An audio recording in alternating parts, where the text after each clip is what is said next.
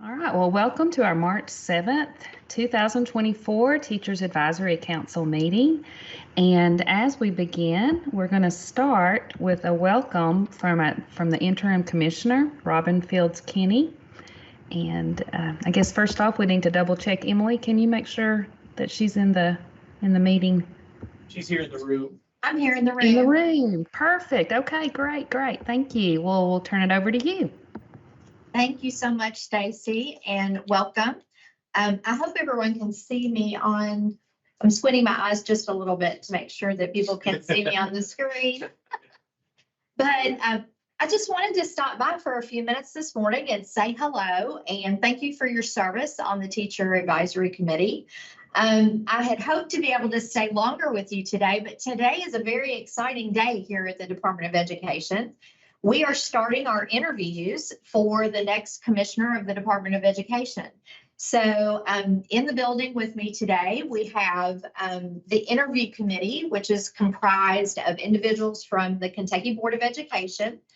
And we have our search firm, which is McPherson and Jacobson, that is here with us this morning. And we are starting sort of the interview process. We'll be doing that today and tomorrow with the hopes that we will identify some finalists by the end of our first 2 days. We will then make sure that those finalists are aware that we're going to announce their names publicly. So it might take us a few days to kind of work through that with their assistance. But we will name our finalists as soon as we can. And then we will work toward interviews by the full Board of Education on March 18th and 19th, which is very quick.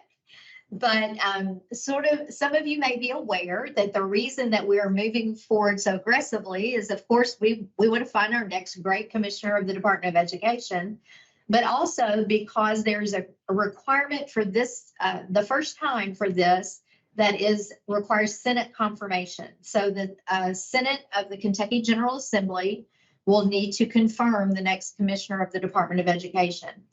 So our goal is to get them the selected candidate that we will make the offer to and make the contract contingent upon Senate approval. Get that to them the week of March 25th-ish at the latest. Allow them adequate time to really review that candidate and also have confirmation before April 15th, because that's when this session of the Kentucky General Assembly will go sine die, which is the last day. So an aggressive schedule, but we certainly think is doable.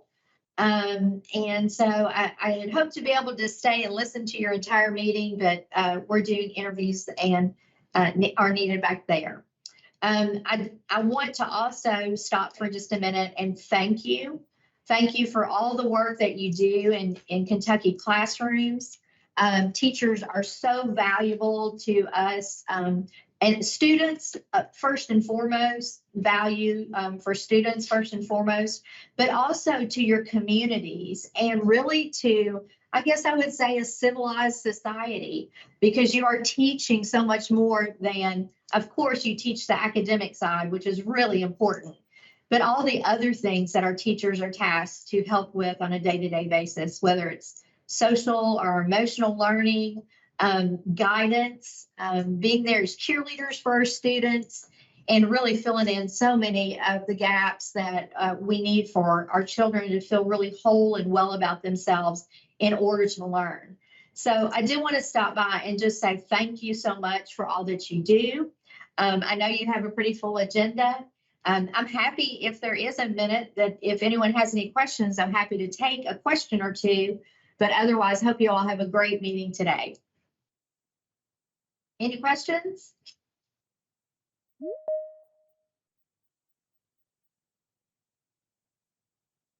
Okay. See anything? Okay, well, somebody's answering the phone. Okay, thank you so much, and it's a pleasure being here with you this morning. You're welcome. You're welcome. Thank you. All right, well, we will go ahead and advance then to the second item on our agenda, and I'm going to turn it over to our TAC chairperson, Jamal Stiles. All right, good morning, everybody. There's an echo. Hear that? I'm going to go through the roll call. So when I call your name, please unmute and say that you're present. Chad Davidson. Here. Good morning. Carla Criswell. Jen Davis.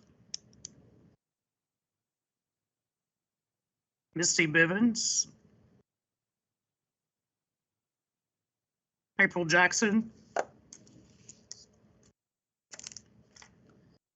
Kenita Ballard.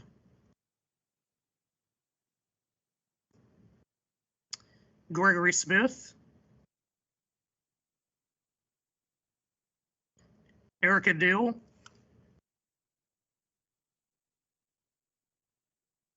Byron Wilson.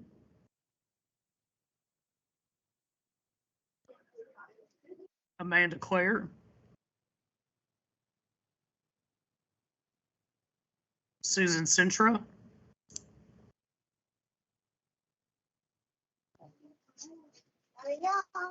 Adios. Rosa Cubera Hurley. Good morning. I am here. Good morning. Donnie Wilkerson. Jade Modlin. Good morning. I'm here. Good morning. Melanie Callahan. Carla Lawson. Good morning, I'm here. Good morning. Charlene Martin. Good morning. Jennifer Stewart. Amy Leeskang. I'm present. Good morning. Mandy Perez.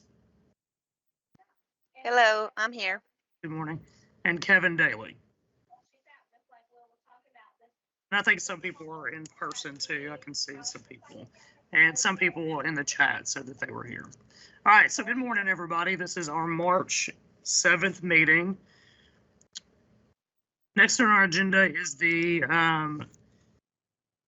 digital sign-in, so make sure that you go to the attendance form and click that you are here on that form that is on the agenda and also on the slide deck so that we can notate that you're present. The next slide is going to be the approval of the minutes. If you click on the link, it takes you to the minutes from our December meeting. I'm going to give you a minute to look at those minutes and see if there is anything that you see that needs to be changed or updated. And then we will have a motion to approve those minutes and a second.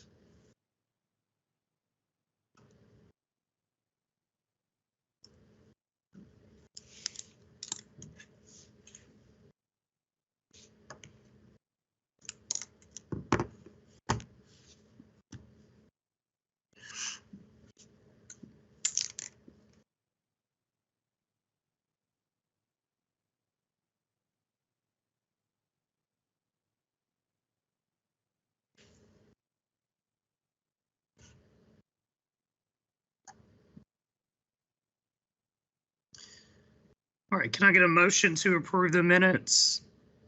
Chad Davidson approved me. Chad Davidson approved. Can I get a second? Jane Modlin approved, second. Jay Modlin second. Thank you both. All right, so third on our agenda is going to be the Legislative and Education Professional Standards Board update by Casey Trueblood from the Office of Educator Licensure and Effectiveness. Casey, I will turn it over to you. Hey, good morning, and thank you all so much for having me. I know you have a full agenda today, so I will not spend what could be hours giving updates on both the work of the EPSB and the current legislative session. With the EPSB, I did just want to highlight a few recent items that may be of interest to this committee. First of all, we did have elections at our February meeting for our chair and vice chair, both of which are teacher representatives. Our chair, Justin Mitchell, has been elected to his third term as chair. He is a teacher from the Franklin County School, or Franklin Simpson School District. And then we also have Sarah Weedman is our vice chair, and she is from the Jefferson County Schools. At the board's December meeting, they took action to extend some testing items that they had in place last December, specifically the -1 standard error of measure for all praxis exams. Standard error of measure is an established testing principle that estimates the variation around a true score for an individual to be able to reflect true ability. This was originally passed by the board for a pilot in December of 2022, and the board did look at that this past December and received a lot of positive feedback about that and its ability to really capture the true ability of our future educators as they are completing those praxis assessments. And so they have extended that flexibility as well. They are also exploring the use of the PPAT, which is the Praxis Performance-Based Assessment. This was also originally approved in December of 22. However, it's been a little slow getting started because where it is that performance-based and requires implementation at both the EPP level, we are seeing our institutions getting on board with that and trying that out for our candidates. So the board did need to extend that to get some additional feedback and data on that before making a determination of how they want to proceed in the future. A big item from the February meeting were updates that the EPSB made to the regulation for emergency teaching certificates. Emergency teaching certificates are created in statute, and they are only available when a district does not have a qualified candidate for a teaching position. As we know, with the current shortage, we do see where districts are struggling to fill certain positions. So the board did make some updates to that regulation to streamline some of the language in that and to reflect some current practices. They have also allowed for an emergency certificate to now be issued 2 times. Previously, the regulation did limit that to 1 issuance. However, there is some federal law out there related to the Individuals with Disabilities Education Act that does prohibit the use of emergency teaching certificates in the area of special education. So beginning in the next school year, the 2024-25 school year, the board will no longer be issuing emergency teaching certificates for any special education areas. And that is to make sure that we are in compliance with the federal law and not jeopardizing any of those funding sources that we do receive for special education through the IDEA. However, the board has also taken action to assist our districts in filling those positions. We have some guidance documents that are available for those that are currently on emergency certificates who do not have a teaching certificate and ways that they can move into the profession, whether that's through an alternative route or a traditional route. The alternative routes in this case would be better to ensure that they are actually certified for the next year. And then also for our educators who are currently certified teachers but are not certified to teach special education. We did see that more than half of the emergency certificates that we issued last year were to teachers who hold a Kentucky teaching certificate in another area besides special education and are now interested in moving into special education. And so they have requested the emergency for the previous year. Those candidates are eligible for what we call a probationary certificate. And the probationary certificate would allow them to serve as the teacher of record in the special education classroom while they are completing an approved preparation program at the college or university level to add that area of special education to their certification. Previously, the regulation required that the educator complete 9 hours before they could be issued the probationary certificate. The board did remove that requirement, and so now the educator can be issued the probationary certificate upon employment in the position to teach special education and enrollment in the approved educator preparation program. As I mentioned, we have some guidance documents that are available on that, so I will send those to Stacy to distribute to the team after this in case anyone is interested in those actions. Additionally, you may have heard about the Interstate Teacher Mobility Compact. Kentucky did pass legislation last session that made us a member of the Interstate Teacher Mobility Compact, which has just become up and running. It did require a minimum of 10 states before the compact could get underway. We had an initial meeting with that group in January and are now working on getting the compact operational so that educators in our state are able to use their Kentucky teaching license to obtain a license in another state. Obviously, we don't want to lose any of our talented and qualified teachers, but we do understand that life happens and there are needs that you may have to move out of state. And so the compact will assist in that. It allows for a teacher to use simply their license in one state to apply to another state and avoid duplicative work around providing of transcripts and things of that nature. Moving from the EPSB to the legislative session, we are currently on day 46 of the 60-day legislative session.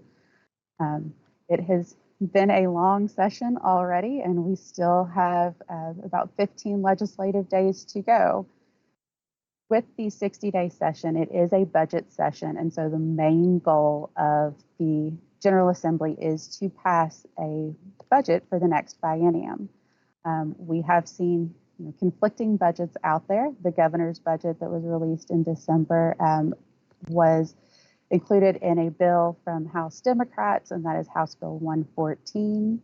However, the House budget bill was House Bill 6, and that bill has passed out of the House and is currently residing in the Senate, awaiting further action. So before the General Assembly adjourns on April 15th, they do have to pass a budget. We've seen a lot of different things out there, and I know that one area of interest is going to be teacher salaries. We've seen calls from many organizations such as KEA, KASA, for minimum teacher salaries, for raises for our educators. The governor's budget did include raises in that. However, the House budget does not specifically include raises. There is language in there about additional funding that is going to districts and then charging each district with reviewing their salary needs, their workforce needs in the county, and salaries in the surrounding area, and setting their salaries accordingly. There is still, even though it's only 15 days, there's a lot of things that will happen between now and the adjournment, so we will continue to monitor that. Right now, the veto period is set to begin on March 29th, and with that, that is when we're going to see the legislature really move to pass as many bills as possible before the veto period, which is the time in which the governor can choose to veto any of the bills before him. Following the veto period, the legislature will come back for 2 final legislative days, and those are actually split between a Friday and a Monday currently, and that would be Friday, April 12th and Monday, April 15th, at that time to finish up any legislative action and override any vetoes from the governor. To override the governor, they do need a 2/3 vote. However, with a majority of Republicans in both houses, they do have, it is likely that they would be able to override vetoes. Following the session, KDE will be releasing guidance on all legislative bills relating to education. The department does that every year. Their bills tend to be divided into 2 sections, though. We have what we refer to as the emergency bills. And so any bill that is passed that does contain an emergency clause, that bill goes into effect immediately. All other bills that are non-emergencies, those will go into effect 90 days after the adjournment of the legislature, which is going to be around early to mid-July. I'm going to also drop some links in the chat for you with all of the bills. This is kind of the landing page for the 2024 legislative session. From here, you can click on the different education committees. You can click on all Senate bills, House bills, and have those divided out by each body. You can list those with the title and with the sponsor. See if that, yeah, that just now has gone into the chat. And then also the second link I'm going to send you are those bills that have been flagged under the education heading. So those may be of particular importance. We are now past the point where the House and Senate are able to file new bills. However, they still have the ability to amend the bills before them. And we have over 1,200 bills this session, which is an extraordinary number of bills to track. But we are at the stage where we will see, committee substitutes, changes to the content of the bills as we are tracking those. So are there any questions either on the EPSB side of things or the legislative?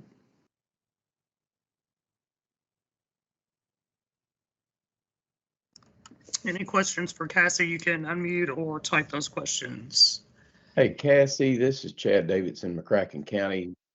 I keep track of various bills, but I can't think of the bill number right off the top of my head.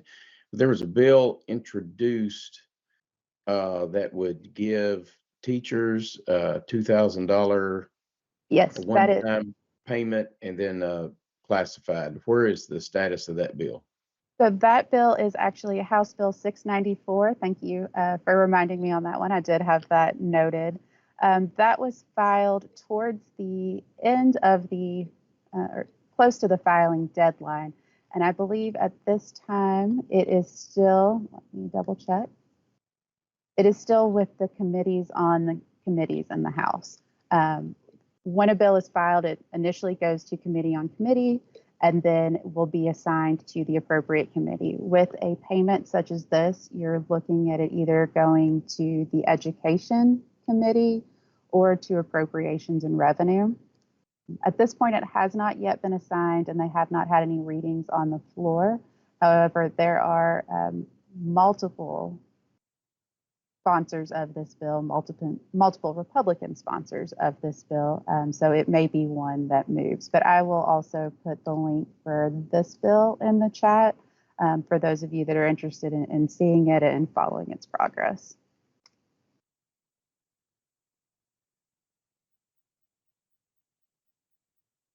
Okay, and one thing I did forget to mention is the education and committees, both in the House and the Senate. House Education Committee, their standard meeting time is Tuesday mornings at 8 a.m. and the Senate Education, their standard meeting time is Thursday at 11 a.m. So when I get off here, I'm actually going to run over to the Senate and see what comes out of there today. But as we do, approach that deadline for the veto period, we're likely to see some special called meetings outside of those times as well. Awesome. Any other questions? Awesome. Thank you, Cassie. Appreciate you. A lot of good information. Thank you. Have a great day. All right, next on our agenda is going to be the Artificial Intelligence Educator Insights, which I'm very excited about. And that's going to be presented by Crystal Doolan and Renee Hibbard from the Southeast South Central Education Cooperative. Good morning. Y'all can take over. Jamal, I think they are in another meeting. They're actually doing a presentation and then they're going to join at 10:45. Okay. Unless Crystal or Renee, you all have joined and I haven't seen it. Okay, yeah. Right, So could we skip ahead to item 7 and I can do that part about the non-voting teacher member? Sure, let's do that. So we're going to skip down to item 7, Kentucky Board Education non-voting teacher member. Okay, let me try to get the slides caught up.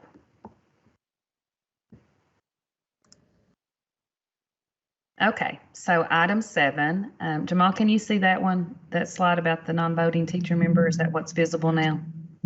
Yeah, All right, great. Perfect. All right. Well, Dr. Meredith Brewer asked me to share some information with the group. She was not able to be with us today, but she will be the lead on the committee that emerges from members of the Teacher Advisory Council. And basically, what we've got a pretty tight timeline. They're in the process of accepting applications for the Kentucky Board of Education non-voting teacher member. And a committee comprised of TAC members needs to be developed, and we need to have our committee in place before we conclude our meeting today. And those committee members will be asked to review applications on their own time and meet for a short virtual meeting to decide the finalist. And in terms of time commitment, it is approximately around 2 hours, and that's including the application review. Dr. Brewer expressed the importance of making sure if you were willing to participate in the committee that you did prioritize attending the meetings that she's going to pull you together for, because there must be a quorum in place. And as I mentioned, there's a very tight timeline. There's a window that these have to be reviewed by. So if you are interested in serving on the committee, I thought maybe you could just add in the chat that you're interested. And I also wanted to just open it up with the members of the TAC here. Anybody who served on this committee last year, if you maybe want to just give an overview of what that experience was like, maybe for people who are curious about it. Anybody present serve on it last year? Good morning, this is Melanie Callahan, and I did serve on the committee last year. It's really meaningful work, and it's also interesting work because you do get to review so many applications from folks who are so qualified and so diligent in their efforts to reach out and help. I think that something also that came out of our committee meetings in that process was just sort of developing in our own mind a criteria for what we were looking for in that candidate and what we were able to find as far as qualifications that really pushed people to the top of our list. So it was very collaborative. We all had a voice. And so it was an enjoyable experience, and it's not a huge time commitment, but meaningful work. Thank you so much. And you all connected virtually. Is that accurate? Correct. Yes. Okay. And Dr. Brewer said that she would be sending out a doodle poll once the members are selected to try to find a date that works for everyone. But she did want me to emphasize the importance of, if you commit to it, she really needs you to be present. Now, in looking at this, just so that you have an idea as to what the work is going to involve, you'll notice here that for this particular 24-25 position, they're looking at the 2nd Congressional District. So in the blue, in these counties, this is where they're going to be pulling applications from. So teachers who live in these counties can apply to be on the Kentucky Board of Ed as a non-voting member. And if you, as I know I'm asking you to serve on a committee to pick from the people who apply. If you're interested in applying, you'll notice in the slide deck that there is a link for applications. If you decide to apply yourself, then of course you wouldn't want to volunteer to be on the committee, the selection committee. But looking at the notes there on the slide, just kind of reiterating from your colleague, the benefits of being a board member, serving on the committee.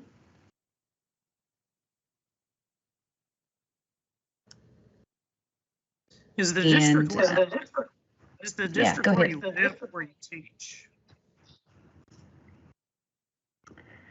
That's a great question. Because like I live in Marion, but I teach in what? This doesn't matter for this, but I live in Marion, but teach in Washington. So that could, and I lived in Marion, but I taught in Nelson before. So like that could I'm just curious. I didn't know if there was a difference. Right, right. I will ask Dr. Brewer that and then follow up with a group email to everyone. That's a great question. So the membership, is it where you teach or where you live? Okay. Yeah, Dr. Darnell said he would lead toward that direction. That's what I would assume too, but I'll get confirmation back from her. So on the slide, you can see what the process looks like. You'll independently review the applications and then attend that virtual meeting to discuss the scoring and identify 3 finalists and send those to the Kentucky Board of Ed for consideration. And as mentioned, if you're interested in applying yourself, you can see the link is available. So with that, are there volunteers from the group who would be willing to serve? I see Melanie's got her hand up. I'll volunteer. I'll volunteer. Okay. Can we just put it in chat if you're willing to volunteer? So like Jamal, if you could state that. Keith, could you do that for Melanie, please? That way we've got a written record.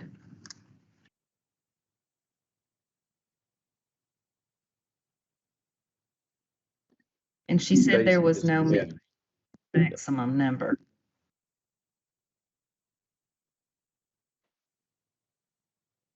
Stacy, this is Chad. How many members would be considered the committee?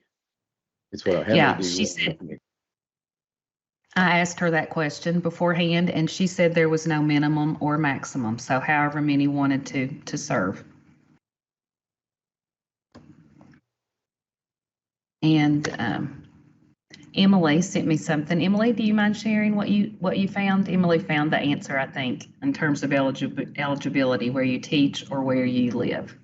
Sure. I shared a link with more information about the application process. And under eligibility, it does say to be selected as the teacher member, the application must be employed on a full-time basis by Kentucky Public School District in a position for education professional standards board certification is required, not employed in an administrative role, and must reside in Kentucky's 2nd congressional district. So that word reside makes me think that's what they're looking for. Thank you for sharing.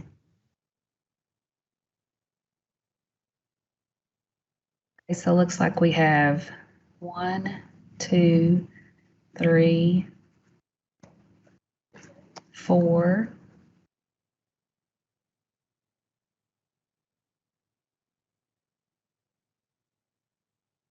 Probably be great if we could get 1 or 2 more.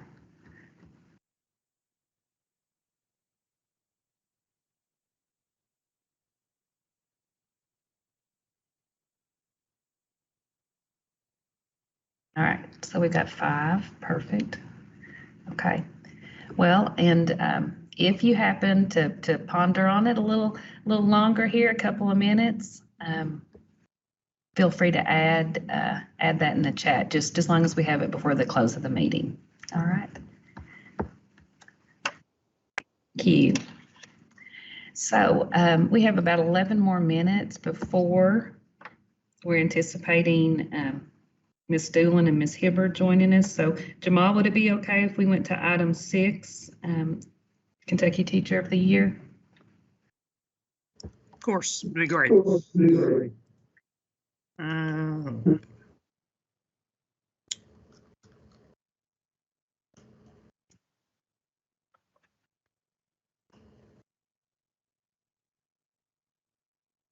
I guess I just introduced myself. Sorry, I was waiting for some direction. Sorry. Hey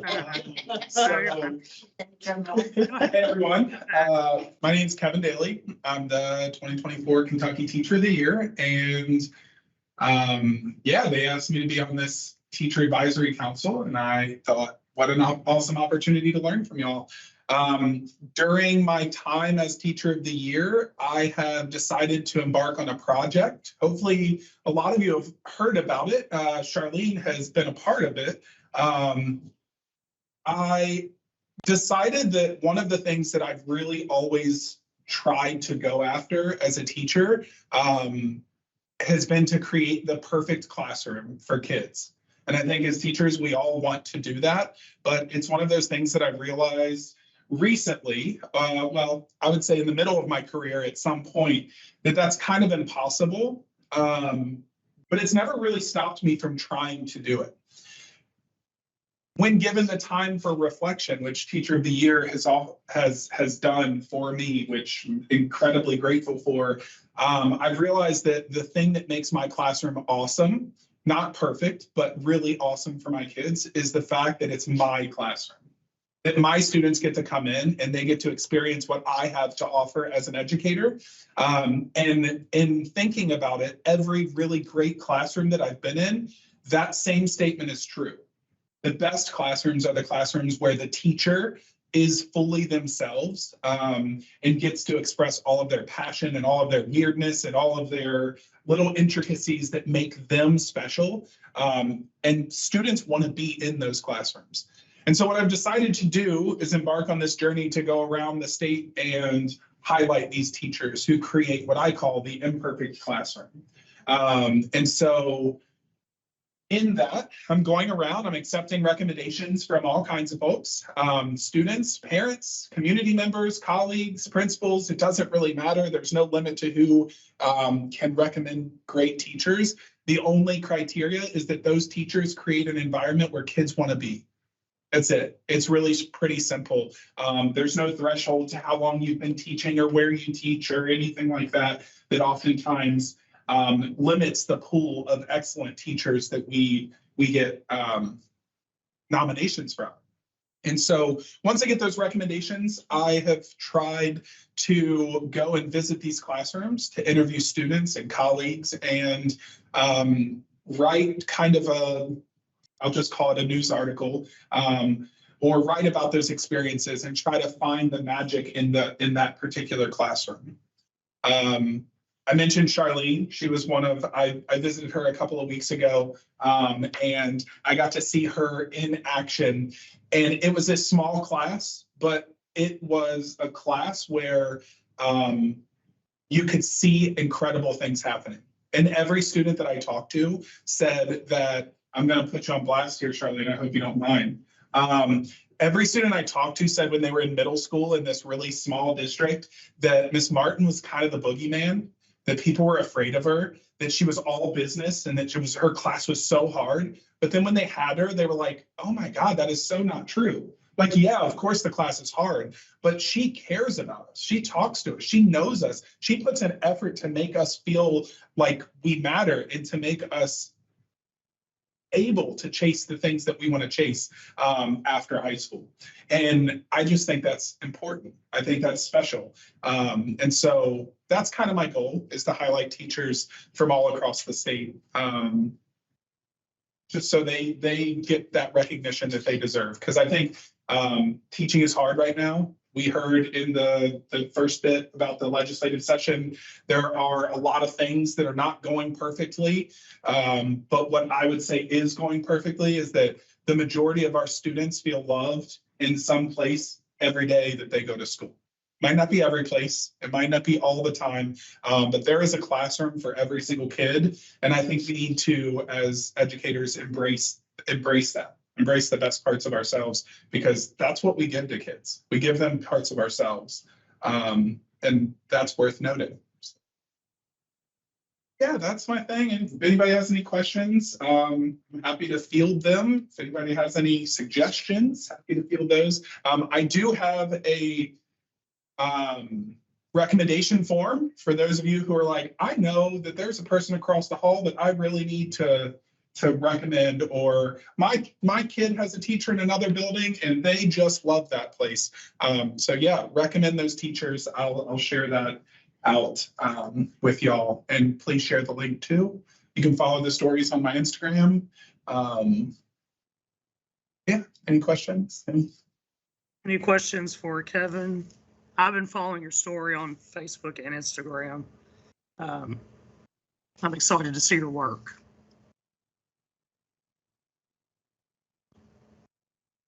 And congratulations, by the way, too. Yeah, my goal is to visit or to get a recommendation from all 173 school districts in Kentucky. So it's a lofty goal. I'm not even close, but I went to the Ed Rising competition yesterday, and I just opened up my recommendation form, and I have triple the amount of recommendations from that conference, which, you know, if the students are the ones recommending it, I think I'm doing something right. So, can you speak on the Ed Rising? I was supposed to go yesterday, but ended up not being able to go to judge. Can you just speak on that convention or competition and just how awesome it is, just for a couple of minutes? Oh, dude, I'm bummed out that you did not get to go, because it was, I mean, you can ask Byron, he was there all day. We were both there bright and early, and we were there into the late hours. But man, if you want to feel energy, getting, was it 711 students who either want to be teachers or have pursued some education pathway, all in the same room, wanting to learn about and present about and collaborate, share their ideas. There were college students. There was like a college student panel from where there were students from Bellarmine, Center, Western. I want to say there was another college that was there, U of L, and they were talking about their experiences in their teacher ed programs. There was an awesome keynote by Dr. Roger Cleveland talking about what it takes to be a teacher and the powerful, important position that is.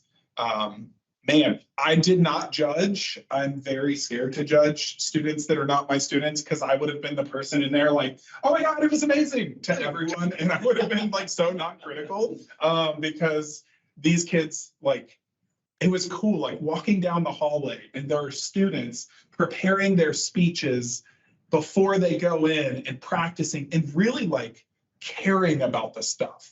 And you can feel that, like, I mean, we know how that is when you're in a professional learning environment where the people want to be there versus like, you know, it's the end of the year and we got to get those hours so that we can get our, you know, we've all been there.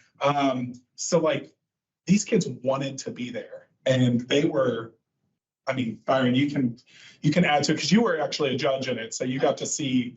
I did. And it's hard because you can't give 10s to everybody, right? And that's not the intention, but when these students are, it just, you know, I just call it a shot of hope. That's really what this event has become for me. And it's more than just this event. This is the culminating, but, you know, obviously we have regional events, and when people, you know, the constant question I get, which is just so aggravating because it's, well, how are we going to solve this teacher shortage?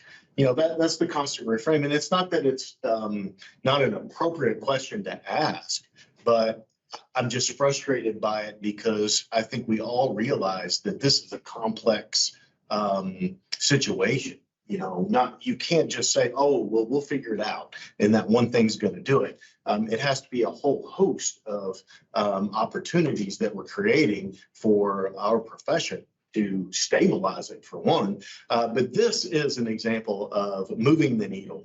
So in 3 short years, we've gone from just shy of 300 students coming to this event to having 711 that were registered yesterday. And we moved to the large Kentucky Exposition Center and just seeing that room, a sea of students from all across the Commonwealth, north, south, east, west. And, you know, the greatest part is, you know, there's nothing wrong with healthy competition. You know, I think everybody kind of gets into it. And, you know, in the end, when we're doing the awards for the categories, it's deafening in there.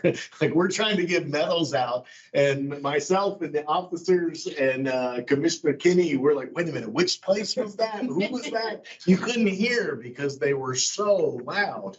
And it just typifies what schools mean to these students. students. I think it is a metaphor just in general for how much these schools mean within their communities. And, you know, for the life of me, the struggle, I think, for lack of a better description, politically, is just that this is what we all know to be true. You know, that these communities are tied and bound by the educators that are guiding these wonderful people. And while it is extremely difficult work every day, you know, it's the tie that binds most of us, all of us, by and large. So if you get a chance, and Jamal, we'd love to have you next year. So hopefully it's going to be, you know, we're gonna. I said ambitious goals, so I'm like, I want 1,000 kids. You know, That's not going to be. I don't think that's out of the realm. I don't think so either. Like, let's get 1,000 or more kids in there and just, you know, rock that place even more. But anyhow, a lot of hands go into making this work. Doing big events is very stressful. So the team that puts this together and assists, and of course the time that people like Kevin and other professionals give to come and pour into these students. We're also so fortunate in the list of our Kentucky Teachers of the Year, and I know. I feel like I believe Mandy and Kevin do. It's kind of like there's so many out there, you know, that we could label as deserving. There's so many right here within this body that it can be labeled. But if you do have to have someone who's going to take the flag and run with it, we have been so fortunate, because when you look at the most recent list of Kentucky Teachers of the Year, you know, go back, you know, 3, 4, 5 in a row. You all have just been incredible standard bearers for our profession. So I want to add back to your. I'm going to divert the attention away from me, because that was. Mandy knows how this feels. It's so like it's.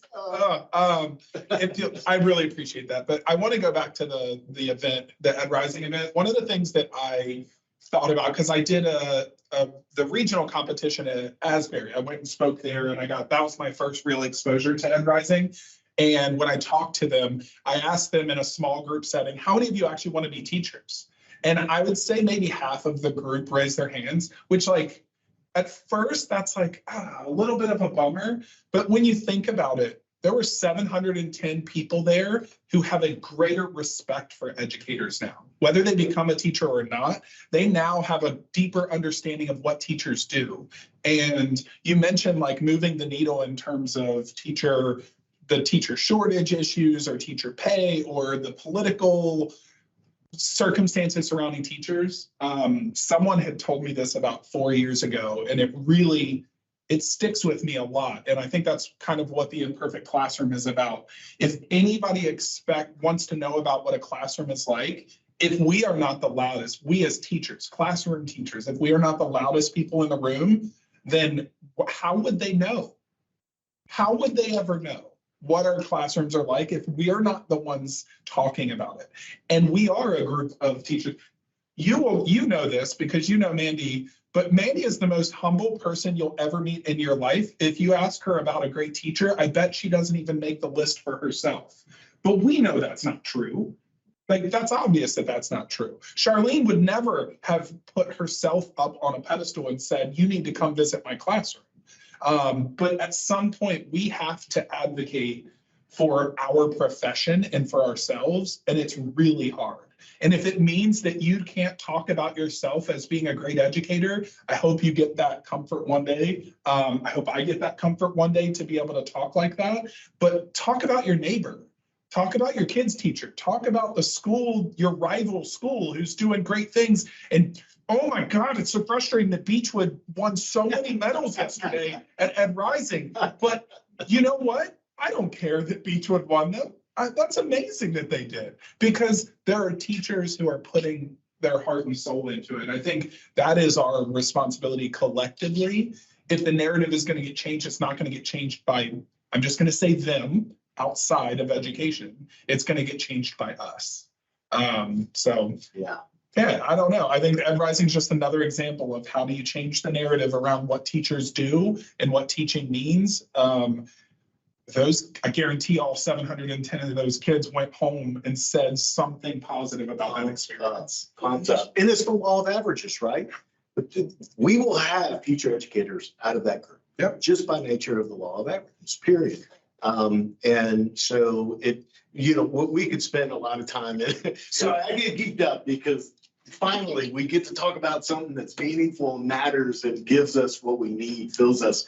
So it's super exciting to see. And if for some reason you're in a void and you're in a place and do not have this going on in your school, please reach out. We're more than happy to connect you. The chapters are growing exponentially. Our teaching and learning pathways in connection with CTE are growing exponentially. And we know that there's a lot of pieces to put in place to make it happen, but we have so many resources that we can connect you with if it's something that you need assistance with. Awesome. Thank you all so much. I really hate that I couldn't be there, but I'm looking forward to next year. And it seems like every year it continues to grow and grow, which is amazing. All right, so our artificial intelligence people have arrived. So I'm going to introduce Crystal Doolin and Renee Hibbard from the Southeast South Central Education Cooperative. Good morning. Unfortunately, Renee is unable to be in here with me, so I'm going to ask you all if there are questions in the chat that I don't see to please let me know. She had another obligation and was unable to get away. So do I have sharing rights to share my screen? You should be able to.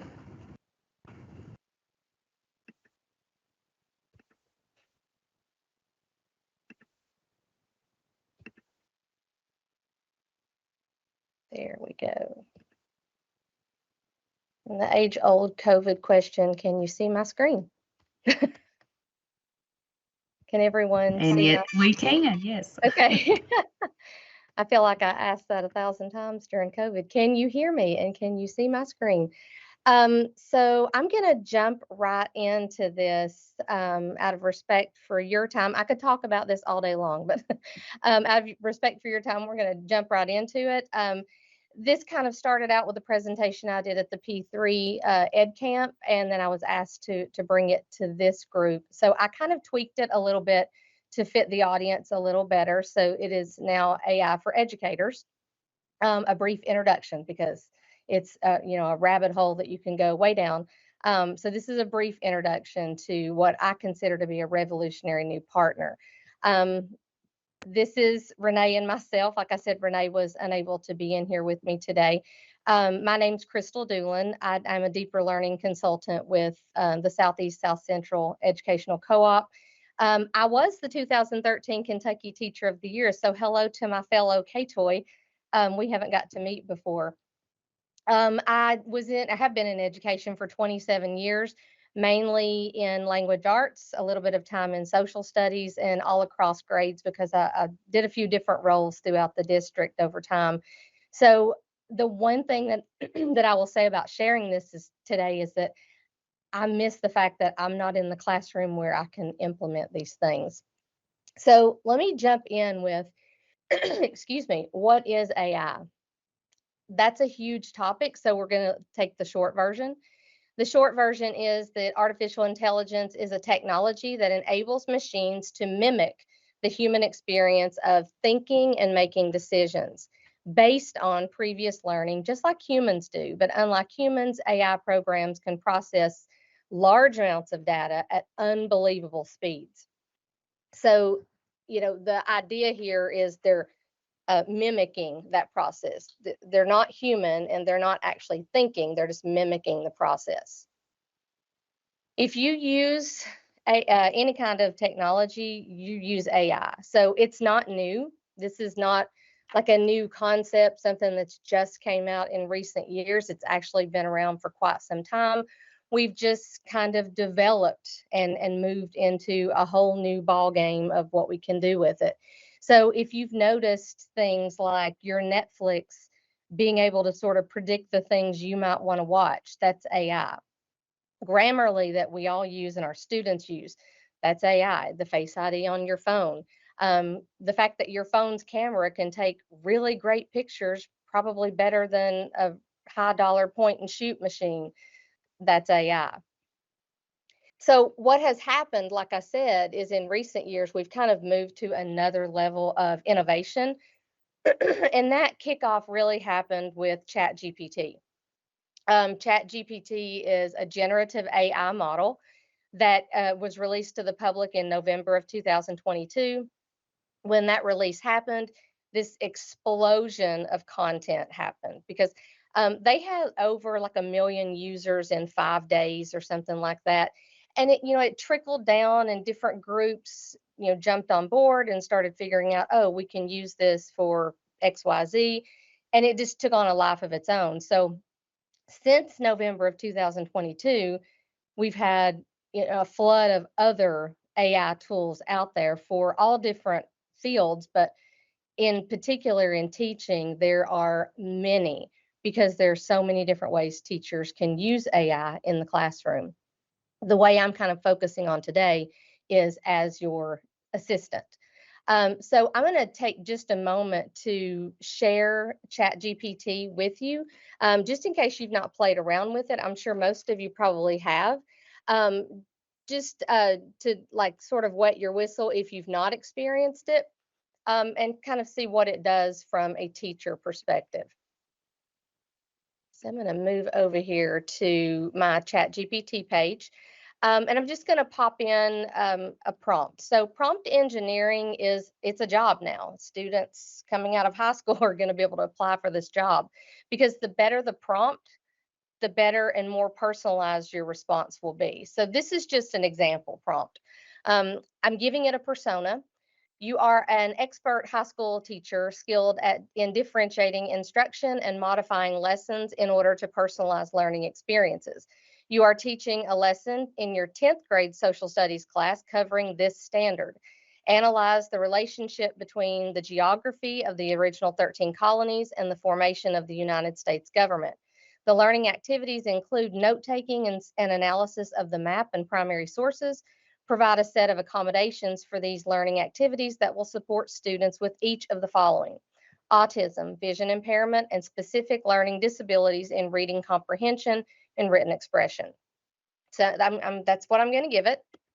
I'm going to hit enter, and it's going to start giving me accommodations for students with autism, then accommodations for students with vision impairment, and it's going to, continue and give me the list based on what I asked for.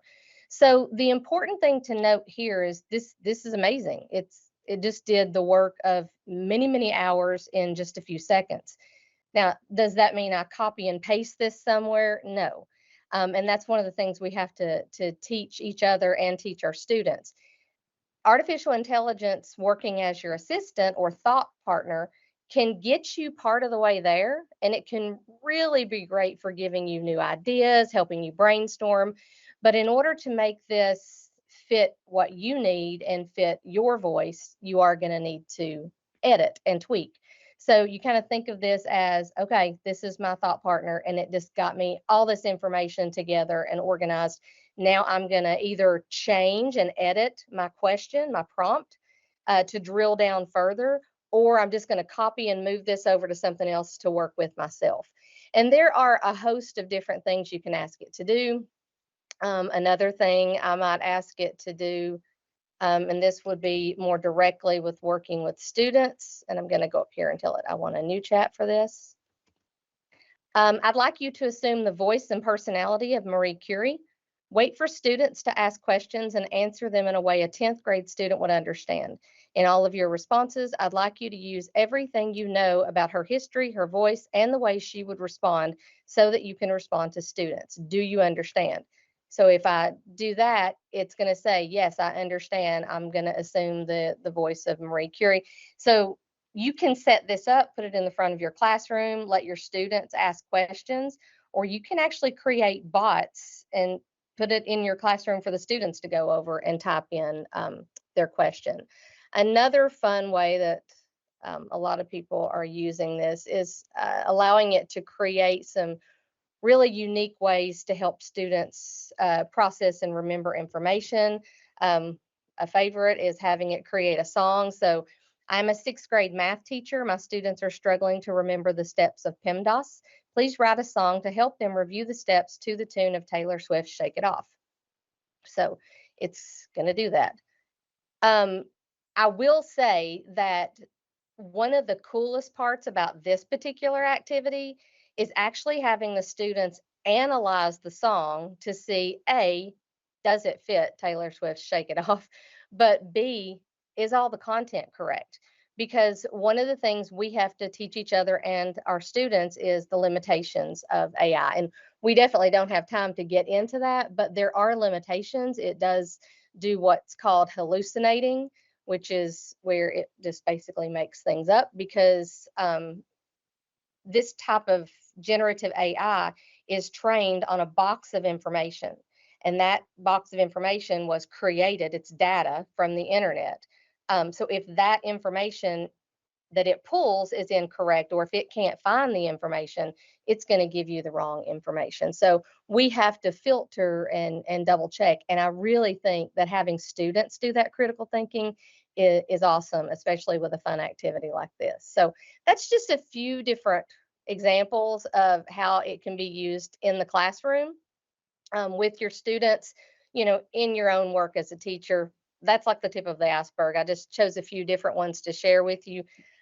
We could talk all day about all the really cool ways that you can use it. And there are a lot of companies out there, like I said a few moments ago, that have created their own versions, their own little chat bots, or their own little generative AI modules that will do these specific things without the teacher having to put in so many parameters. Like you have Magic School AI right now that a lot of people are really excited about, Diffit. There are more specific ones like Humi that will take on the persona of different historical figures. Most of those programs are using a tool like ChatGPT in the background because it's a large language model. And what they're doing is just filtering it to make it easier for teachers.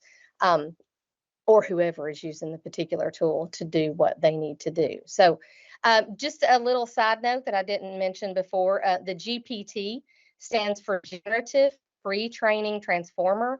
Generative meaning that it's generating. It'll create text, music, video now, like all kinds of things. It's like a rabbit hole, like I said a few minutes ago. Pre-training means that it's been pre-trained on a set of data. It is not connected to the internet in a live situation.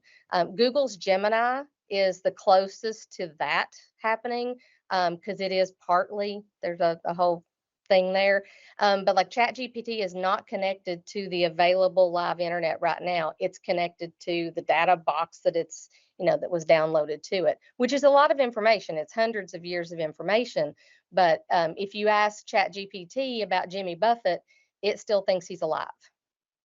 So you have to, teach kids to think critically and analyze what they're getting from it to make sure the limitations haven't caused an issue or there's not hallucination. One of my favorite things to share is this little video from 60 Minutes. This is an interview way back from 2019. So it's, sort of old at this point, but I think it's really eye-opening, not because that, it was on TV or something, but because of the person speaking. This is Kai-Fu Lee, who is a Taiwanese computer scientist who was involved in a lot of this technology. He helped create it with different companies like Apple and Google and Microsoft. And what he says in 2019 is really eye-opening when you think about where we are now with generative AI. It's pretty dramatic. And what I'm sharing with you today will be quickly changing in 2 or 3 days. It's rolling much, much faster at this point than they thought it would. So why does this all matter for education? We're all in education. Why do we care? Why does this matter for us? And the short of that is the future for our students. We want to be teaching our students for tomorrow, not for today, because tomorrow is their future. And the World Economic Forum has predicted that there will be job losses of around 85 million by 2025. but it also estimates that AI will create 97 million jobs. So we're going to get more jobs than we're losing. However, their advice to worried workers: start reskilling. We need our students to have these skills, and not just the primary students, the kids that are getting ready to graduate. And I say that because research shows that employers are looking for AI experience. Globally, English language job postings mentioning GPT or Chat GPT have increased 21 times since November of 2022. That's a pretty quick increase, and it's just, going to grow from there. Not to say that other jobs aren't still going to be around, but we need our students to have these skills so that they are competitive in the workplace. And we talk about the digital divide a lot when it comes to educational technology. This is the new digital divide. Our old digital divide was who had computers in the building. I remember when it was a big deal. When I first started teaching a long time ago, I had a teacher computer and that was it. If we wanted to let the students use any machines, we took a field trip down the hallway to the computer lab, and it was a whole big undertaking. And you just used those for end product type things. And then we moved into high-speed internet. Like the digital divide was which schools have that high-speed internet for connectivity, and then one-to-one devices, which became major during COVID. So the digital divide was which buildings have their students access to one-to-one devices. At this point, those are kind of old news, and we should all be there theoretically. And the new digital divide is who is empowered to learn with and about AI. Which students are coming out of school with this knowledge and with this understanding so that they're ready to take on what they need to in the workplace if their job requires an AI component. The great thing about this is we do have support. Things are moving toward, I guess, more information from the top down to help us all know how to venture into this new realm. President Biden did issue an executive order in early November 2023 that included the use of AI in education. And KDE, the Office of Technology there, the new KETS master plan for 2024 to 2030 includes AI as a growth opportunity. And there's obviously more information in that plan, but the idea that we're getting more instruction and more support about how to implement these things in the best ways for our students while respecting the privacy and the ethics of everything, it's astronomical for teachers moving forward. For our students and for our immediate classrooms, the big thing is all students will need, starting yesterday, AI literacy in all classrooms, not just the students in computer science fields, but all classrooms. Think of it the same way we think of digital citizenship and information literacy. This is like another step in that direction. It's not enough for our students to just learn about computers in a computer class. We know now that should be implemented across the board, and they're learning information literacy and how to use the information in the best ways in all classes. That has to happen with AI as well. So AI literacy is the ability to know what it is, know how it works, and be able to use it for a multitude of purposes, while also being able to evaluate it and understand the ethical considerations that come into play when you use AI.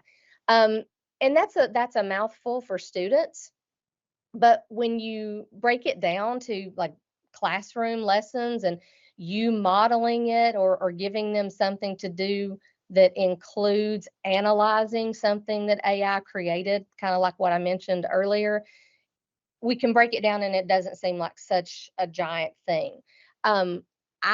I'm predicting that AI literacy and AI literacy coaches is going to take off in the next year or so, because we're going to have support with getting that into our lessons more. But there are ways that teachers can start doing it now. There are a lot of really great sources out there for this. I will tell you, Donnie Piercy Everybody knows Donnie. He's a great source. There are a couple videos of him teaching his class on YouTube where you can watch how he's embedding AI literacy with what they're doing in the classroom. And it kind of shows you how, oh, it's not as scary as it looks and sounds. And it's doable for all of us. The important thing I think that we have to remember for our students, in addition to jobs, is that when they get out into the world, when they're making sense of things they see online, on billboards, wherever they're getting their information from, we want them to be able to evaluate that information. I mean, political ads are already being created by AI. So if our students don't know what it is, how it works, how to evaluate it, and how to use it for their own, processes that they need to do, how are they supposed to think critically about those ads? I read an article once that said democracy depends on this because we want our students to be more informed and more critical of what they're seeing because they get so much information thrown at them on Instagram or TikTok or wherever they are. We want them to know that AI is not all bad. It's like everything. There has to be balance, and you have to understand it and purposefully use it for good and weed out the bad in what you're viewing. One of my favorite stories that I read recently, because sometimes it's hard to find good examples. You hear a lot of the negative, but one of my favorite things that I heard recently, was with working with dementia patients. Both of my grandparents had dementia, and I remember how difficult that was for my parents who were caring for them. And in this article, I read about a company that created socks for dementia patients, and those socks had built-in artificial intelligence that would alert the caregiver when the dementia patient was in stress or when the patient was, trying to get out of bed or go into an area or maybe do something that might hurt them, depending obviously on the level of the dementia. But I just thought that I love that was being used in a beautiful way to care for others. So I know that our students, when they learn and understand, they're going to have so many ideas for how to make the world a better place, and enhance our experiences as we get older, if they know more about this tool. So jumping to the classroom, how can AI enhance learning from a teacher perspective? If we teach students AI literacy, that's great, but how can it enhance literacy? Because we don't want learning. We don't want AI literacy to just be this thing that we're trying to do. We want it to infiltrate into everything that we're doing so that it's not a separate entity. What's this going to do in the classroom? So first, it's going to lead us to less convergent thinking and more divergent thinking. As a person who has a child who was a very divergent thinker, and she's in college now, and I'm seeing more of the creativity that she has had her entire life. I think about how many options this is going to give teachers to open the door for divergent thinking in their classroom, allowing students to go out of the box more, rather than in the box where it's 2 + 2 is 4. There's going to be so many other options for them to think about and dig into. Even something as simple as the Taylor Swift song I was talking about a few minutes ago. That's a really unique process for them to think through. Your divergent thinkers are going to jump all over that kind of thing. But it is going to allow us to focus on the process over the product more, which is not new. We've known that needs to be happening for a long time. But I think it's going to free teachers up because it's going to consolidate a lot of the teacher work time because you've got this assistant, and allow us to not be so product driven with our students and be more focused on the process that they're going through in learning. It's also going to help us personalize learning. And I don't mean with adaptive software. Software and programs are great, but it's going to allow us in other ways to personalize that learning and offer different avenues for students that we didn't think of because we're sometimes, have tunnel vision, and the AI programs are going to get us out of that box. It's going to allow for immediate feedback. I'm going to say this as a language arts teacher. I started to say former, but I'll not ever be former. It's pretty astronomical what it can do as far as feedback. As a language arts teacher, if I gave my students something to write, let's just say it's an extended response, and every other content's doing those as well. It can take hours, like 17, 18 hours to read those if you have like 100 students. But reading those, giving feedback and all that pushes back how fast you can give students feedback. With AI's assistance, I can run that through an AI program and get immediate feedback based on a rubric or the particular things I'm looking for, and then take that feedback and sit down with my students the next day. Not just hand the feedback to them, but use that feedback to inform my conversation with them. And then lastly, and this kind of goes along with all these others, it does open the door for multiple means of representation, like in Universal Design for Learning, because it does give us so many different avenues for students. So what does it look like in the classroom? Just drilling down to some specific ideas. In a classroom, you can use it to determine the reading level of a text or rewrite the text at a new level. Let's say your students are studying something in history class, and that document, because the vocabulary was from a long time ago, is very difficult for them to digest. You can have it rewritten at their grade level and then let them compare it to the original and do some critical analysis there. You can generate model writing for students. This is another one that I love to use as an exemplar, because this kind of thing takes hours as a teacher. You can also have it generate flawed writing for the students to critique. You can use it, like I said a few moments ago, to evaluate writing and provide timely feedback. You can have AI assume a particular position, like I did in the examples, or a personality, and debate it on a topic. You can use it for problem solving assistance in math. If you have some high flyers that they're ready to move on, but you have students that need your support on something, you can set up a bot for those high flyers and let them move on, and that bot can provide them assistance. Not them signing in, because students don't do that. That bot setup would be through your account, and you are monitoring it. You can speak to the AI as if it's an AI character from a book, a person from history.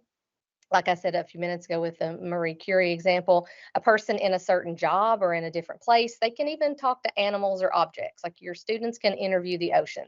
It's pretty interesting. Literally, there are no bounds. Your own creativity is the only boundaries that you have. Just go wild with it. One of the things I think is most interesting is it's not just applicable in like the teacher space. It's applicable across the district. In your district, there are so many people wearing so many hats, doing so many jobs, probably some of you all, and this can eliminate a lot of that repetitive stuff for them. So you can cut time that's spent on emailing, because it can write emails for you, planning faculty meetings and PDs, planning for teacher coaching, clerical work, prep for board meetings, analyzing data. It can analyze data that takes humans months in just a few minutes. It can do scheduling and then lesson planning and grading, obviously. So it's not just like a one-trick pony. Everybody in every district will have, an assistant, like an advantage with this particular technology. When we get into using it in schools, you heard me say a few minutes ago, students wouldn't have an account. We have to safeguard the use in schools, obviously. Artificial intelligence has like a lot of unknowns. It's very new, and there are so many things that are on the side that we don't want to go to. We want to use it for good, so we want to keep all those things protected. When we're looking at like how we're going to protect it, that's going to start with development and implementation of policy that supports the use in the same way the CATS master plan is going to support and things like that. But it's also got to address privacy, because there are privacy laws, of course, and not every generative AI company is going to protect that privacy. So you have to vet vendors. There are so many tools out there right now courting teachers and courting school systems because they're going to make a buck. We have to be careful and make sure that they're upfront and transparent about what they're doing with the data. Because if a company holds the data and you put information in about students, which don't ever do, but if that happens by accident, that data becomes part of the internet data that more tools will be trained on. So we have to be really, really protective. We've also got to outline acceptable use for teachers and students, of course, in acceptable use policies. And that kind of drills down to some key points that once you have that policy in place, these other things need to happen. You've got to provide training for your staff. The unknown for some people is so scary, they don't even want to think about it. And then you have other people that are more gung-ho and not afraid of change, and they're out there using it. So you want to make sure that you encourage that exploration, provide training so that everyone is comfortable with it, but in that training also include things like privacy concerns, ethics, vetting vendors, and the policy like ramifications, the things that come with going outside of those walls. We also want to implement AI literacy to educate students and mitigate misuse. Most people right now are concerned about misuse. It's sort of like the elephant in the room. What am I supposed to do if students are using this to do their homework or write their papers? The more we teach students through AI literacy about the tool, the better they can understand that it's not the answer to those things. It can be a great assistant, and we have to work through that in the classroom. But to mitigate that misuse, we've got to take away that cool factor so that they know that we know, and we know what it does, and we educate them about how to use it in the best ways. The other part of that is redefining cheating. Cheating is not what it used to be. We have to redefine it for a new age. And of course, we have to model responsible use as teachers. So in that cheating realm, I want to mention a cautionary word on AI detectors. A lot of people are jumping onto the AI detectors bandwagon because this is unknown. We have so many questions, and we have students that are using it at home. Everyone's looking for a way to stop it, to reveal what's happening, so we know what students are actually doing themselves and what they're using AI to do. This is totally understandable. Just like we wanted plagiarism checkers, but AI detectors are misunderstood as being plagiarism checkers for AI. They are not plagiarism checkers, because plagiarism checkers compare a piece of work against existing sources online. That is not what happens with AI. AI generated content is not pulled from one or two existing sources. The information is a synthesis, like all these different factors that are pulled together. And it's created new via generative AI every time it's prompted. AI creates it. They didn't copy it from somewhere. That means AI detectors are unreliable and have an extremely high false positive rate. This has become a huge thing across the nation. If you follow this on social media or through different channels online, you'll know that a lot of colleges have been dealing with this, universities. It's gotten kind of out of hand because so many students are being accused of using AI that did not. Some of the most popular AI detectors have like an 80% false positive rate. It's pretty high. And that's because the AI detector cannot reliably detect it. And to support that thought, OpenAI, which is the creator of ChatGPT, they created their own AI detector at the beginning, but they have since pulled that. And this is part of their educator FAQ on their website. It was published by them. The creators of ChatGPT acknowledge that while some, including OpenAI, have released tools that purport to detect AI-generated content, None of these have proven to reliably distinguish between AI generated and human generated content.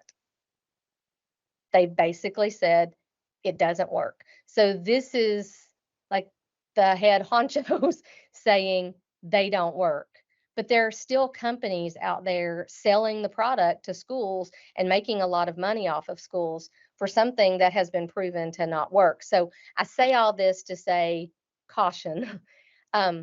Using AI detectors is not the answer, A, because they've been proven not to work, but B, because that's just sort of like putting a Band-Aid on something. In order to sort of combat this new technology so that we can use it for teaching rather than being afraid of how students are using it to cheat, we've got to think about what we can do in the classroom. So in the classroom, first off, do not put any student information into any AI tool you're using as an assistant, and make sure you're vetting tools. As your districts create policies, then you'll get into students. I'm sure we're going to get into students being able to use those tools, but right now students should not be using them. Most of the companies have rules about like 13 and up can do certain things, but 13 and below cannot at all. They're not even allowed to have accounts. But I would caution you against having students create any kind of account on any AI tool. That I just wouldn't go there. Look to your leadership and the policies for your district and our state policies and federal policies that are going to be rolling out for guidance on that, because there's just this is still new. Be transparent with students though. Don't try to hide it. Model responsible use, like use it in the classroom, create something with AI and use that as a teaching tool. Teach students AI literacy by example, like the examples I was talking about earlier. Big one is to change instruction and assignments to focus on process over product. This is not new. We've known since Google came around that we need to do these things so that assignments are not Googleable. The good, rich work is not going to be something that a student can get on Google or now on AI. Depending on the age of your students, implement AI guidelines. Because if you're teaching high school, they're probably already using it. You might want to go ahead and implement guidelines because they're going to use it at home. And we can't stop them from doing that. But what we can do is try to teach them to be transparent about it. Include how students can use formal citations from MLA and APA. They have those on the MLA and APA sites. Utilize an AI credits section where students can share what general assistance they got from AI with like screenshots or like literal links to their conversations with AI as sources of evidence. And then, like I said, make sure any kind of guidelines or anything you're using in the classroom follow what your school and your district and the state and federal government and things like that say are okay. You want to make sure your guidelines work within theirs. And all of these things are just general ideas. There are more, and there are lots of people out there sharing the specific ways that they are doing these things in the classroom. I'm going to pause her for a second. In the end, if we're talking about cheating and AI detectors, we are having the wrong conversation. And I'm saying that to this group because I know what you're hearing out there, because everybody is concerned. And they're not wrong to be concerned. It's just that we're having the wrong conversation. The real conversation is that we need complex process over product, Google proof, and now AI resistant assignments. And like I said before, none of that's new. We just have a new partner, a new cool assistant to help us do it. And I don't know if any of you all are TikTokers. And that is the end of my sharing. If you have a moment and can do a little feedback, we appreciate that. That helps me learn and grow. That's the QR code you can scan if you'd like to. And I'm going to pop back over to stop sharing. I feel like I have talked a lot. That was a lot of talking. Are there questions? I know this is like a huge, huge topic. Do you have any questions for Crystal, or what are some ways that Katie can support you in this resource, and how can Katie help you to use this resource in your classroom.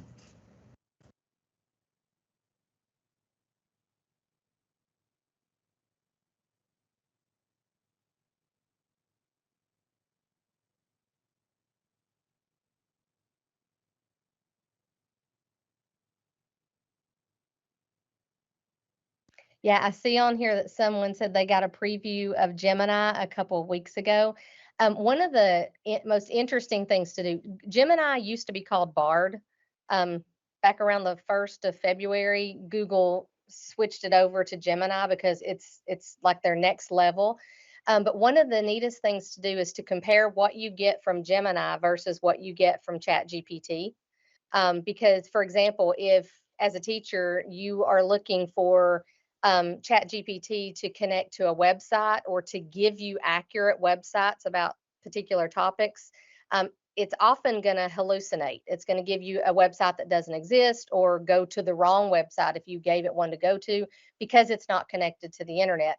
Gemini is better with those types of things. Not foolproof, but better because it does have more of a connection to the internet since it is through Google.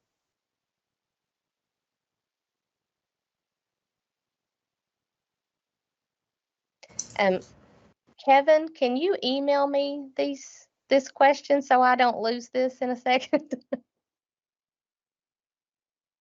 I just saw your message on there. Feel free to email me. That way I don't lose this when I get out of here in a second. And I'll end this by saying I am not like a computer scientist. I am a classroom teacher. I didn't go to school. We didn't have computers like I had one machine on my desk that I did /DOS when I was in high school, if some of you remember those things. I learn all this because I am genuinely interested and believe it can make a difference to level the playing field for some of our students. And because I have a daughter who just, went to college 2 years ago, I'm seeing, the switch over and what it's like for a high school senior to then go to college and what's expected there, and she tells me the things that she wished she had been exposed to and all these, and I'm thinking now our kiddos are going to go into college and they need to be exposed to AI before they get there, and the workplace, of course. All right, Awesome. thank you all for listening. Thank you so much. Appreciate you. All right, next on our agenda is going to be topic 5, educator well-being. What's going well and what needs to change? And that's going to be presented by Annalee Jackson from the Office of Teaching and Learning. And I'll turn it over to you. Hello, I'm so excited to be here today. Stacy, are you able to share the slides? Yes, I can share for you. Thank you.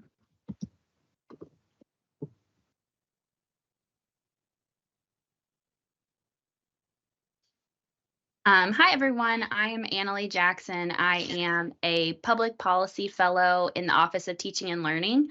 I am in the Division of Diversity, Equity, Inclusion, and Belonging, and I have had the privilege of being here since September, and my role as a fellow will continue through May. So I'm so excited to learn from amazing Kentucky educators. And if you'll go to the next slide, please. Thank you. To start us off, I wanted to first thank you all for the amazing work that you do for students, not only in your classrooms, but I know behind the scenes, so much happens outside of the classroom as well. I want to start us off with an engagement activity, and if you could take a moment to share in the chat, gratitude for one person who has made a difference in your journey as an educator. And I can share for me, I started off as a first grade teacher, and I was really struggling. It wasn't the best fit for me. And I had Miss King, who was a visiting arts teacher, would come into my classroom, and she said, you are really positive for students. I see you're working so hard. I think you would be a really excellent high school teacher. And I'm so grateful for her because I'm not sure if my education journey would have continued had I not had that encouragement early on in my profession when I was really struggling. And so I went on to teach high school and teach college and career and also visual arts. And so I'm really appreciative of Miss King. So just take a second and share those in the chat.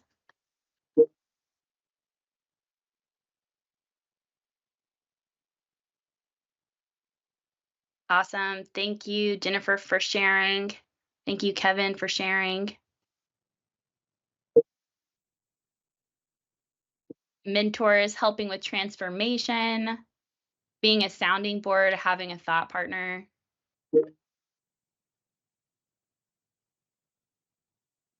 A coworker who inspires with great ideas. These are amazing. Thank you all for starting with that. I just love to hear. We all are, as educators, impact our students in very similar ways, but we also have had amazing folks impact our journey. So thank you all. We can move on to the next slide. So today I'm going to share a little bit about what got me really excited to speak with you all about educator well-being. It's really grounded in some data that I've been looking at and I want to share with you. So some data from EdWeek and then the working condition survey. And then of course, I really want to get to a discussion and really hear from you all. Ways that we could potentially create resources or supports for your well-being and really model a co-creation process, because I think you are really the lived experience experts of your well-being and what makes things go really well within your own classrooms. So just again, I taught for 5 years in New Orleans. I started in first grade, but really moved on to college and career and visual art as a high school teacher. And I'm a Leadership for Educational Equity Policy Fellow with KDE. So the data I wanted to start us with is from EdWeek. It is the Merrimack College Teacher Survey. So that is just a survey put out by that college alongside EdWeek. And it was a nationally representative poll with 1,178 K through 12 public school teachers. And so this is the top 6 responses to the question, what steps could your district or school take to support your mental well-being? And so these were just the top 6 out of a list of 24. But wanted to give you a second and hear from you what's standing out to you the most from this data. You can put that in the chat, come off mute.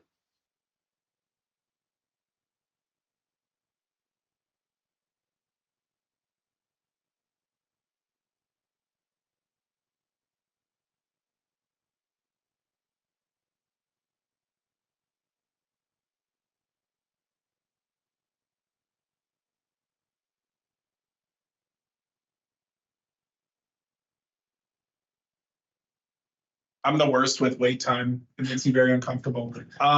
So I think the thing that stands out to me the most is the support for student discipline related issues.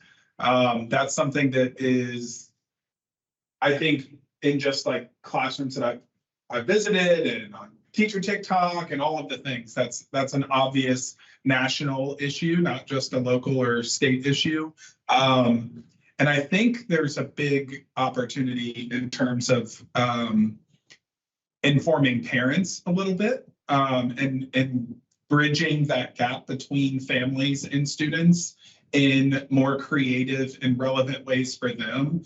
I always have the anecdote of I rarely have any major discipline issues with students when I'm in contact with their families, but when I'm not in contact with their families, I do. And while that is an extra burden as a teacher, it's one of those things, does the work end up getting the result that I need in order to make it through the day? And so that one always stands out to me is the student discipline related issues and the complexities behind that. Definitely. Thank you so much for sharing, Kevin. And I think you've really hit it with the complexity of the issue, but also the importance of contacting families as well. So when I was looking at this data, that's something that definitely stands out to me and was a part of my educational journey as well. But when I was thinking about all of these topics, all of these topics are things we're familiar with and have been in the discussion around educator well-being and the challenges of teaching for a really long time. Because they're complex, there's so many different avenues to try to support and work through them. But the one that really stood out to me is more acknowledgement of good work and successes. And that's something that we know we're already doing really well. We've already heard from Kevin about this amazing project to learn about the imperfect classroom and really encourage educators to be themselves in their spaces. That work is already happening. And of course, we know we can always amplify that, and it's always great to hear what we're doing well. And so that's something that jumped out to me in this data, is like, that's something we can definitely move the needle in, and we already are. So that was one thing that stood out. If you'll go to the next slide. Another aspect of this data that was interesting to me is they asked educators what they felt like they had a lot of control and influence over. And so you can see educators feel like they have a lot of control over most aspects of their job, which is really exciting. The two areas where you can see in red where the disagree is more than the agree, so they feel they have less control, is over their schedule and school policies. And so when I was looking at this, what stood out to me as a public policy fellow is school policies. And so I was curious to hear from you all. What are some policies that you would want to see even more collaboration and educator voice within, because y'all are the experts within your classroom? So you really see how school policies, even district policies, live out within your class. And so what policies would you want to have more voice, more collaborative co-creation around?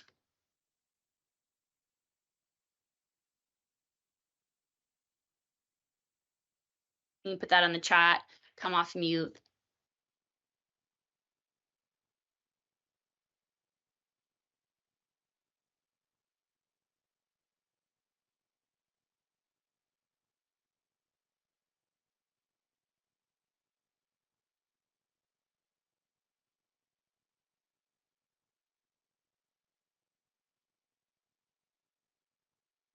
I think another way to ask that question is thinking about, like, are there policies, or what policies have you seen that have had unintended consequences, maybe because they didn't have all the voices that maybe needed to be within that policy?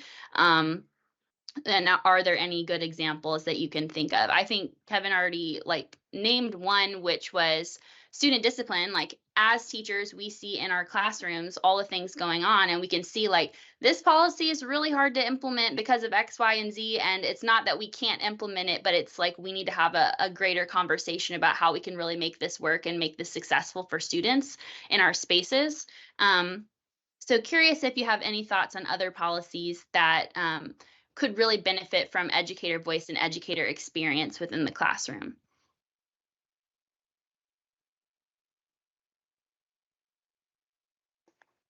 I think I'm going to bounce off of what Kevin had to say about the student and discipline. In our particular school, we have an issue with, well, we created the whole discipline policy off the PBIS framework several years ago. And so that was a committee of teachers, administrators, guidance counselor, and everybody had a voice and input on what we wanted to do as far as consequences and levels of consequences. And that was several years ago. I moved from elementary to middle school, back to elementary school, and I'm here back at the elementary, and I'm noticing that maybe there's not a direct follow through at the admin level. When certain children are in trouble, they're not following that protocol of it's a level 2 incident, and so that student should have been in the safe room, or receive some type of suspension for 2 days, like the criteria says in the policy. We're giving grace and leniency towards certain students for particular situations going on at home, mental health. And I think when other teachers and other kids see that continuously happening within the school, that's where the discrepancies start coming in with, it's not fair here, it's not fair there, this one's getting treated like this one's not getting treated, this particular way.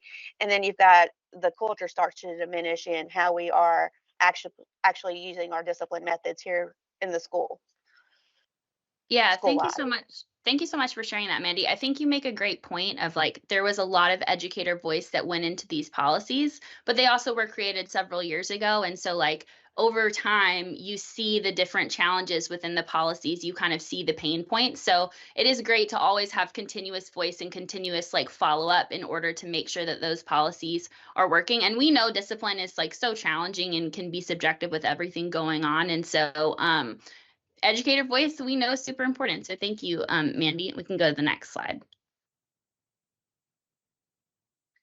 So with working conditions survey, this is something that y'all are probably familiar with and kind of speaking to the choir, but I think it's important to be grounded in the data of when Kentucky educators were asked, how concerned are you about the emotional well-being of your colleagues? 34% of respondents answered not at all or a little. So that I believe was a growth from previous years. However, we still have 66% of respondents answering some or quite a bit or a great deal. And if you go to the next question, how concerned are you about your own well-being? There's still concern around educators' own well-being. 56% of respondents answered some, quite a bit, or a great deal. So we know this is really important nationally. We know that it's really important locally. I think it's helpful to be grounded in the data, but educator well-being to me is connected to educator self-efficacy, their confidence level. How are they able to be themselves in their space, like Kevin shared? We know that if we want students to be well and do the best that they can be, we also need our educators and our leaders to be well and do the best that they can be as well. And so that's why I'm really excited to hear from you all and just like learn about what is really going well and what would you like to see changed. Maybe how could my team work to create a resource that would be able to support you. And so that leads us to our next questions. First of all, I think it's really important to elevate what is going well, because those are things that not only are going well, but things that we can amplify and continue to do, but maybe even ramp up and do even more. And so I would love to hear from folks off mute or in the chat, what is really going well, even within your school or within your district to really support your well-being?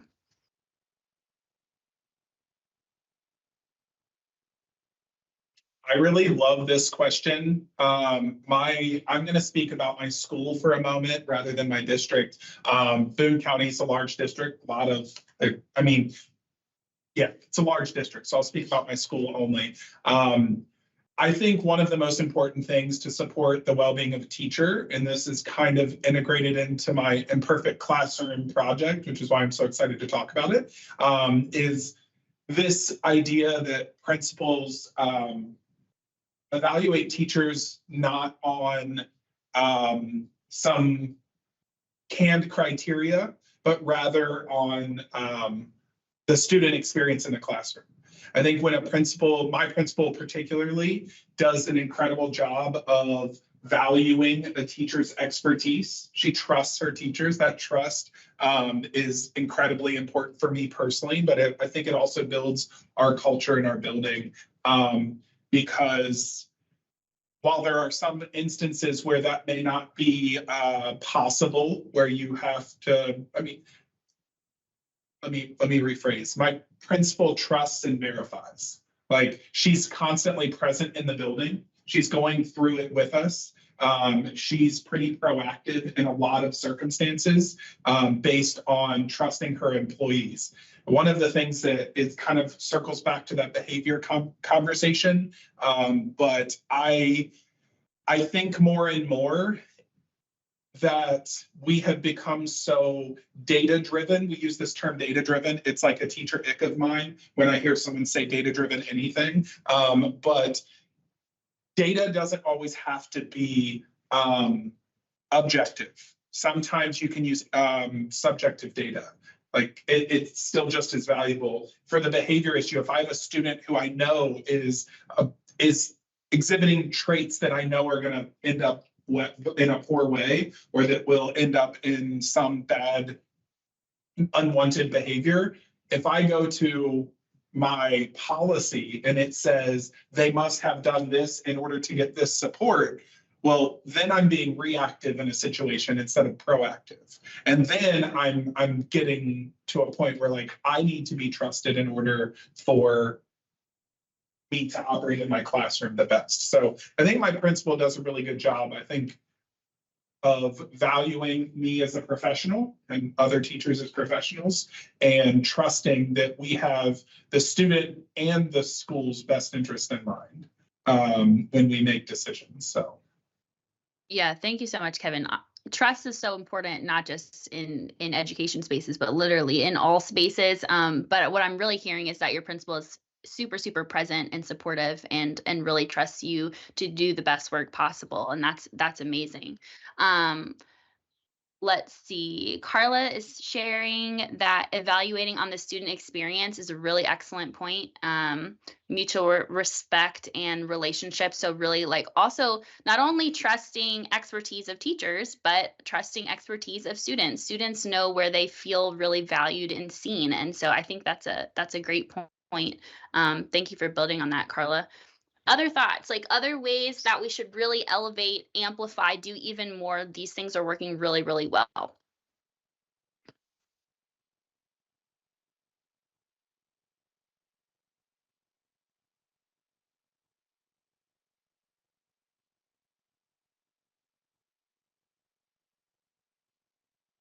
All right, we'll go to our next question.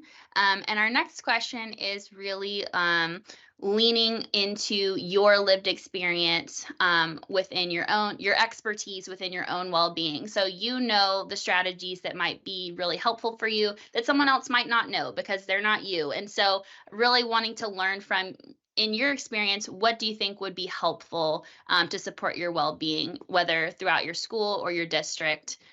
What would be great to see?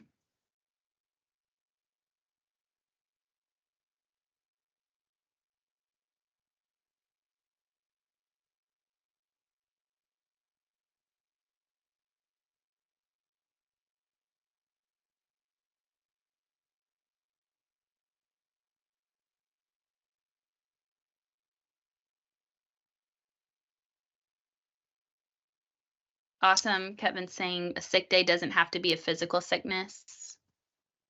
This is Jamal Stiles. So I had this conversation with my principal back in the fall that if they give us something to do, then they need to take something away from us. That quit adding stuff to our plate. My plate is full and I cannot hold anything else. And so we really had a pretty intense conversation about it. And a lot of it's not even coming from our school principals, coming from our district. And so I'm a teacher leader in our building. And so, you know, we've had that conversation at the district level too, that we're not going to keep good teachers and keep young teachers if they don't stop giving us stuff to do. And I think that's one of the problems with teaching right now is our plates are so full that people teach less than 5 years and get overwhelmed. And, you know, it's not a good cycle. And honestly, I think that's one of the biggest issues with education is we expect so much from teachers currently that we're having a hard time keeping what would be amazing teachers. So. That's a really excellent point. I was reading something really similar, Jamal, that was saying like, there's so much that teachers need to prioritize. It's just like everything feels so important. So really encouraging like, let's deprioritize this now, not forever, and not saying it's not important, but let's deprioritize this now so that we can prioritize this, which we know is more pressing. And I think you made a great point, like encouraging that is really supportive to educators. And we had some great points in the chat that if you're not mentally able to support your students for that day or in that present moment, you can do more harm than good. And I think that's really, really important to acknowledge. Any other thoughts on what would you like to see?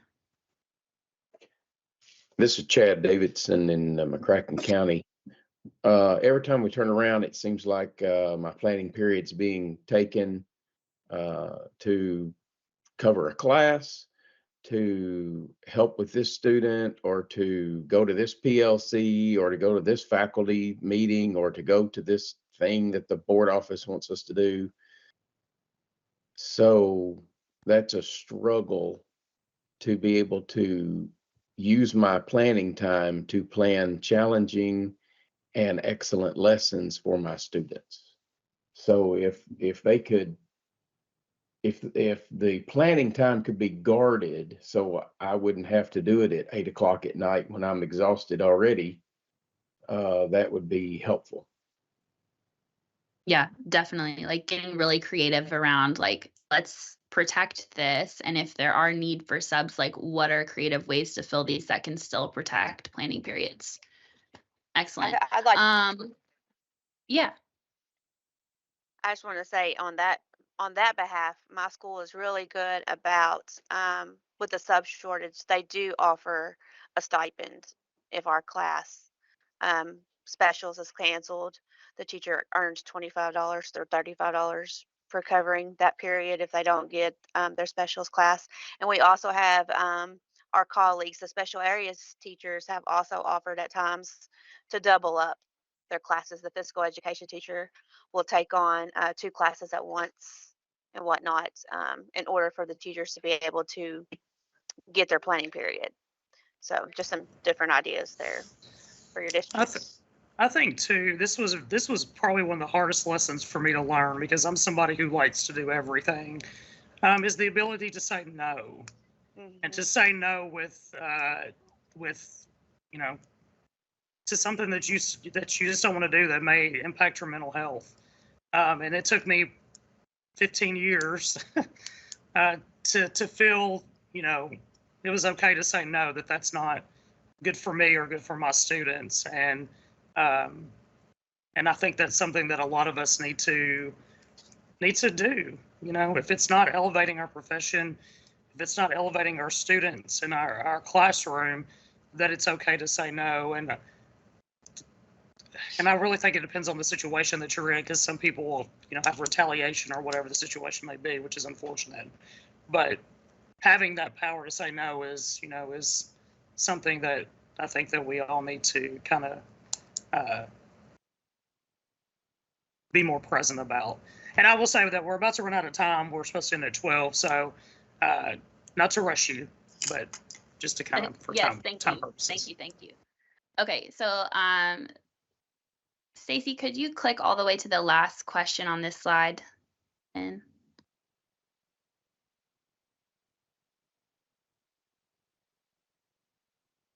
thank you. Okay, so since we're running out of time, I will put my email in the chat, and I would love to speak on this further with you. But my goal is to create a resource that could support teachers specifically within their well-being. And so I would love to know more about what you would want support within that resource. I know a resource is not end all be all. It can't fix everything, but hopefully could be helpful in some ways. Thinking about like what format would be really helpful. Like, is it a short document? Keep it 3 pages or under. Is it slides? Something else entirely? And of course, this resource will live on our website, but if there are other ways to make sure the resource got to you or was really easily accessible, that's always helpful as well. So is there any thoughts on this just really briefly before we have to conclude our time?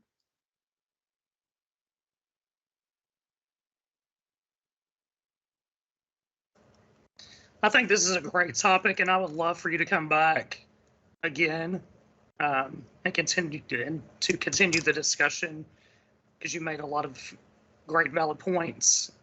So I would love for you to come back. Thank you so much. I appreciate it. I will put my email in the chat. And again, if you are really energized by this topic, which I am super energized by, I would love to learn from you and hopefully use that to help create a useful resource for you. So thank you all so much for your time. Thank you so much. All right.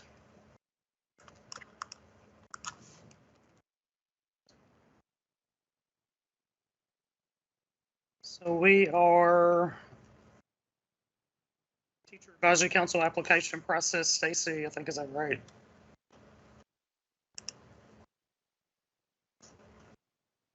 Yes, Make sure I'll I don't skip just, something. Okay. yeah, I'll just quickly kind of go through our last item here. And Annalee, we do have a meeting June the 6th. If you wanted to kind of tentatively put that on your calendar, I think continuing this conversation, according to what I see in the chat, all TAC members would appreciate that. But as we close here, I do want to point out that in June of 2024, we have 11 members rotating off, and just kind of wanted to give us a heads up that for our September meeting, we will have a large number of new members, and I anticipate probably within the August, that August month, that's whenever we'll be doing advertising for these vacant positions. So just wanted to kind of provide a heads up, and as we think about it, the positions, they match up to geographic regions across the state. So depending on who is rotating off and what county they represent, those will be the regions that will be looking for applications. But if you have suggestions on how to advertise the TAC vacancies, please reach out through email and let me know about that. And then if there's any specific information that you as a TAC member wished that you really, really knew before you applied, share that with me as well. So after serving, you've kind of gotten a feel of the position. And if there's something that, you know, looking back, I wish I'd known this, please share that with me through email. So as we start that application process, we may be able to tweak it a bit to acknowledge some of those I wish I'd known type things.